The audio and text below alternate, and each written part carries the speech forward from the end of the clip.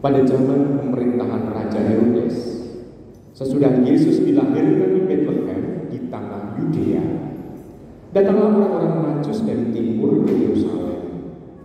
Mereka bertanya-tanya, di manakah dia raja orang Yahudi yang baru dilahirkan itu?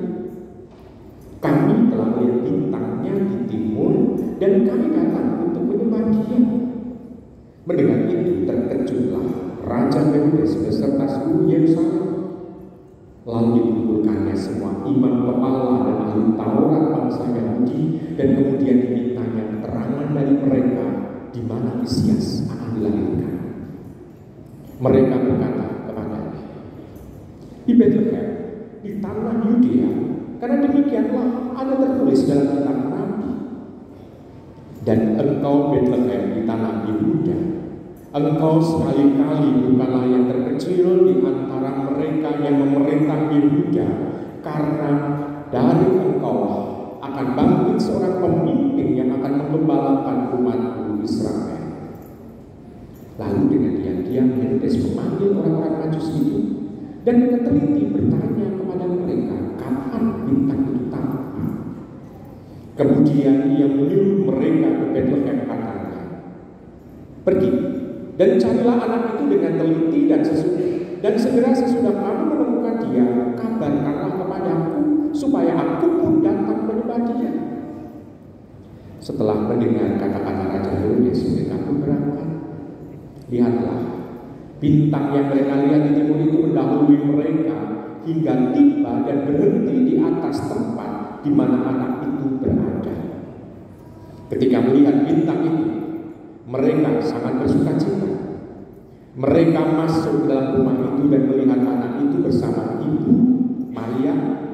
Lalu mereka sujud menyembah dia.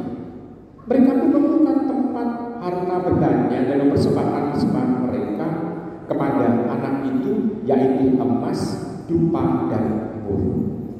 Kemudian, karena diperingatkan dalam mimpi supaya jangan kembali kepada Herodes, mereka pun pulang ke negerinya melalui jalan lain. Demikianlah sabda Tuhan.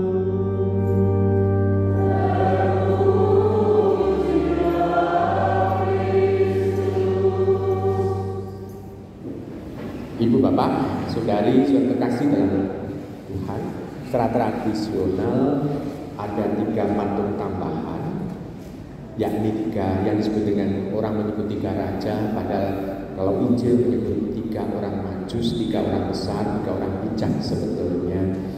Dan wajah yang dipancarkan itu bukan wajah orang Yahudi, berbeda dengan gambaran gembala yang adalah orang Yahudi. Nanti Anda boleh mendekat. Karena apa? Karena setelah hari ini, besok itu goa ini harus hilang, karena besok adalah hari raya baptisan Tuhan.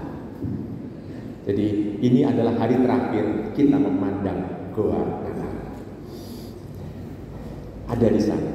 Secara tradisional kita mengenal 3. Namun apakah 3? Injil tadi mengatakan 3, disebut jumlah 3 karena bentuk 3 persembahan: emas, kemenyan, dan mur. Lalu secara tradisional gereja Katolik menamai Kaspar, Baltasar, Melchior.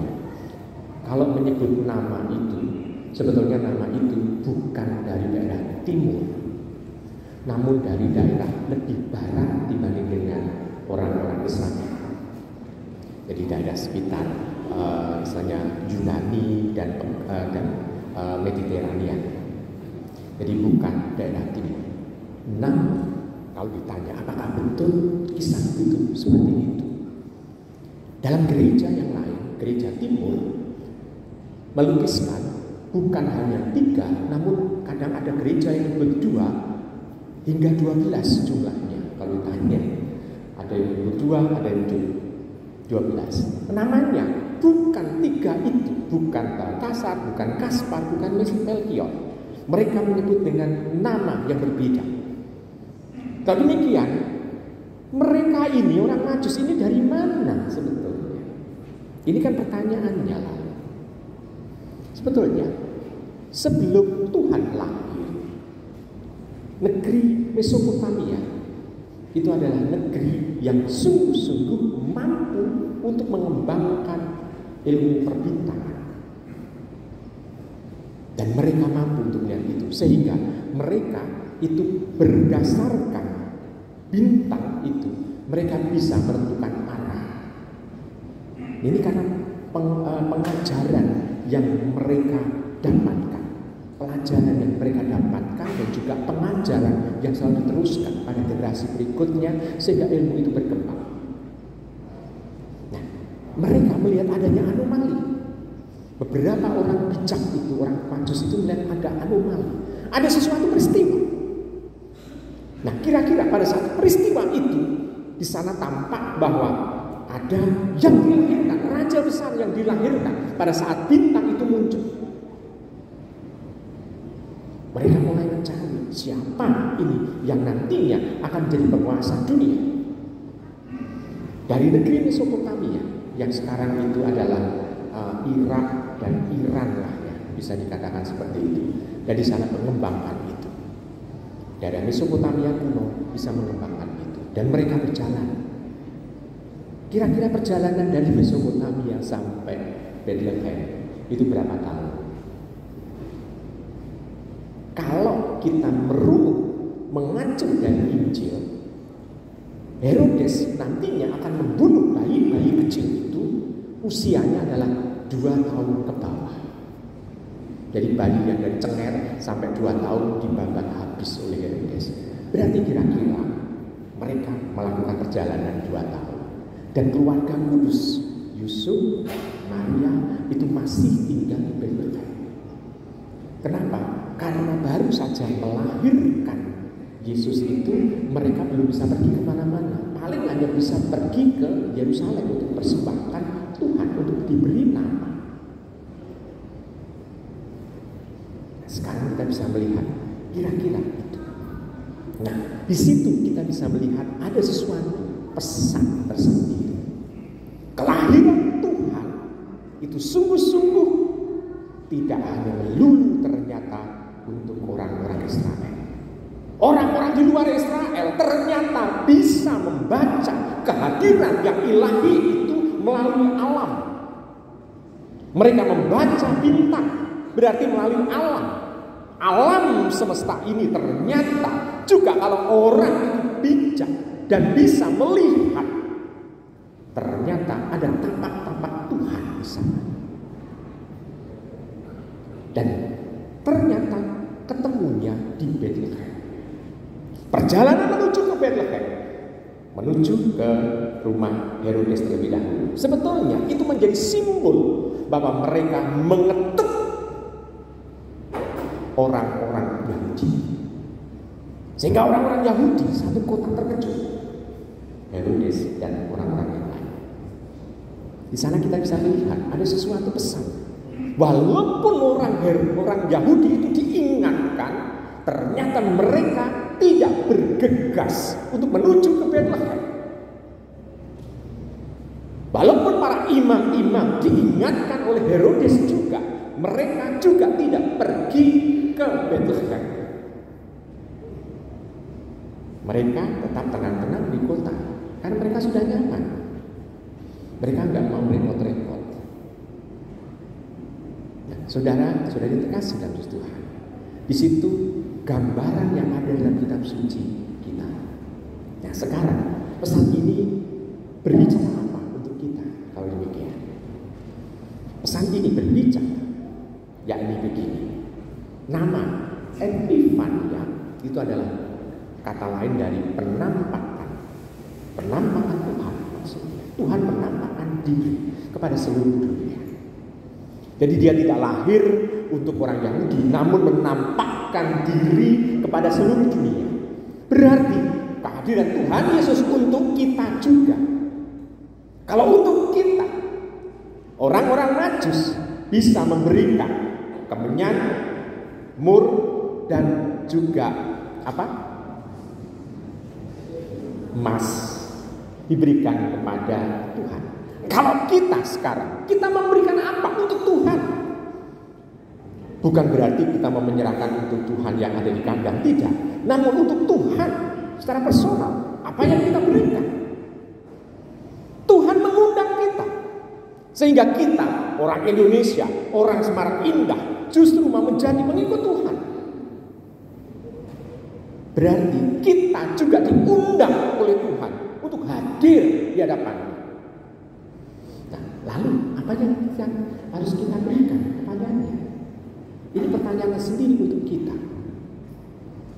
Tentu yang mau kita berikan adalah hal yang luar biasa yang datang dari diri kita. Yang mau kita berikan apa?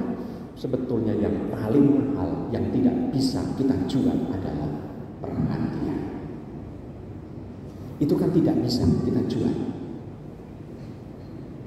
Apakah kalau orang pacaran misalnya memberikan perhatian itu bisa dibayar? Tak bayar kamu nanti memberikan perhatian ya ke saya, bisa? Bisa? Tidak. Tak terbeli. Tidak bisa dijual. Maka kalau kita memberikan perhatian kepada Allah, fokus kepada Allah, maka kita nanti akan mampu untuk bisa melihat seperti orang Majus itu. Setelah ketemu dengan Tuhan, dia tidur di situ, mendapatkan mimpi. Jangan lewat ke Yerusalem, pulang-pulanglah. Berarti kita bisa lihat, setelah ketemu dengan Tuhan, fokus ke sana, kita akan diberi kemampuan untuk berrelasi dengan Tuhan.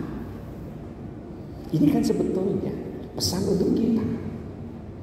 Secara konkret bagaimana untuk kita mewujudkannya dalam kehidupan kita sehari-hari kalau demikian. Perhatian kepada Tuhan. Gimana waktu Tuhan gak kelihatan. Tapi Tuhan Yesus mengatakan, barang siapa memberikan perhatian kepada mereka yang membutuhkan, di situ kita memberikan perhatian kepada Tuhan, maka fokus kita menjadi jelas bahwa kita itu harus memberikan kepada mereka orang-orang yang seolah-olah tidak mempunyai harapan dalam hidup.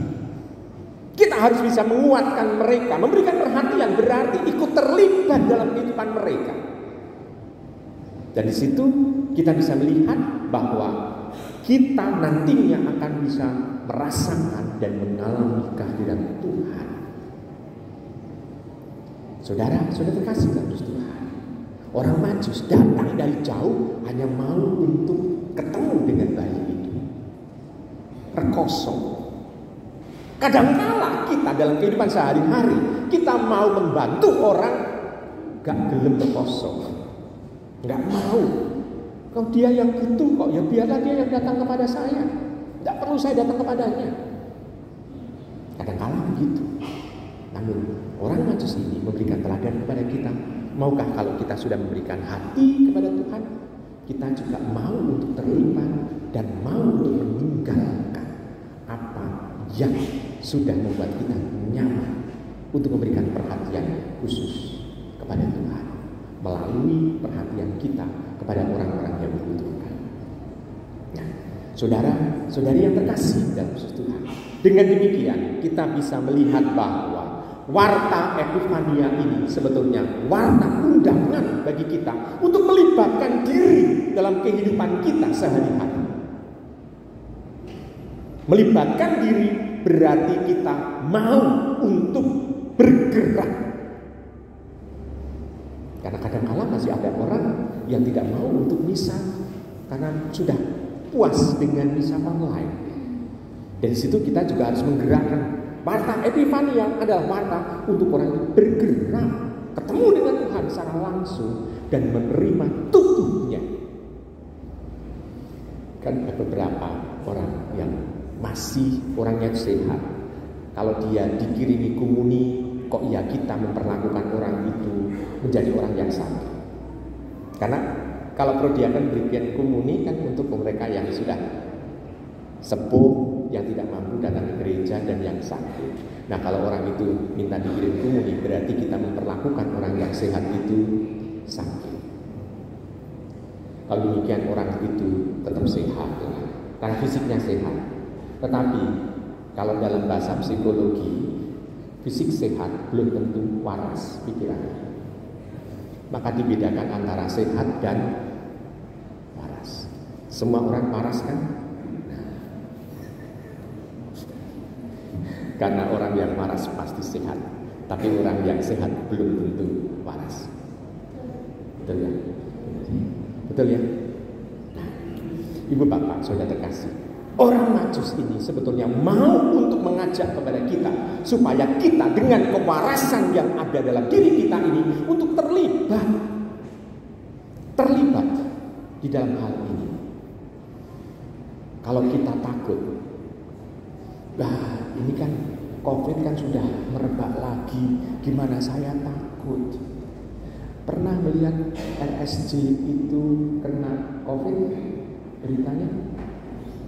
Rumah sakit umum yang banyak orang COVID tapi RSJ-nya banyak. Ada beritanya? Ada berita dulu pada waktu 3 tahun yang lalu itu RSJ kolaps karena COVID. Ada orang yang di tengah jalan, orang gila yang ada di pinggir jalan itu juga kena COVID. Nah, tetapi justru orang yang sehat yang terkena.